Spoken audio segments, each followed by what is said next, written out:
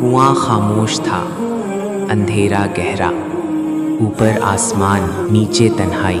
حضرت یوسف علیہ السلام کنویں کی دیوار سے لگے بیٹھے تھے۔ بھائی جا چکے تھے، آوازیں ختم، صرف دل کی دھڑکن باقی تھی۔ ریت اڑاتی ہوئی ایک قافلے کی آہٹ سنائی دی۔ مسافر رکے، پانی کی تلاش تھی۔ ایک شخص آگے بڑھا، رسی باندھی اور ڈول کنویں میں ڈالا۔ یوسف علیہ السلام نے اللہ کا نام لیا اور رسی کو تھام لیا۔ ڈول اوپر کھینچا گیا۔ ڈول ہلکا نہیں تھا۔ آواز آئی، خوشخبری، یہ تو ایک لڑکا ہے۔ سب چونک گئے، یہ بچہ کہاں سے آیا؟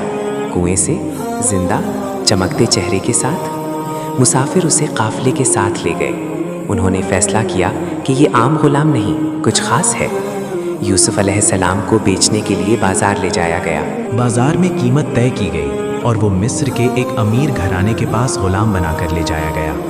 مصر پہنچنے پر یوسف کو گھر کے کام سونپے گئے۔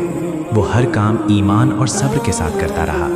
امیر کا گھرانے والے حیران تھے کہ یہ بچہ کس طرح ہر کام میں ماہر اور سیکھنے والا ہے۔ اس دوران یوسف کی وفاداری اور دیانتداری نے امیر اور اس کے گھرانے پر گہرا اثر چھوڑا۔ یہ بچہ عام غلام نہیں، یہ ایک خاص تقدیر کا حصہ تھا جو آنے والے وقت میں سب کچھ بدل دے گا۔ ہر دن یوسف نے صبر اور ایمان کے ساتھ زندگی گزاری۔ وہ اپنے دل میں ہمیشہ اللہ کی رہنمائی اور حفاظت محسوس کرتا رہا، اور یوں کنویں سے اٹھ کر، غلام بن کر اور مصر کے امیر گھرانے میں پہنچ کر یوسف کی کہانی ایک نئے مرحلے میں داخل ہو گئی۔ یہ تھا آج کا موضوع۔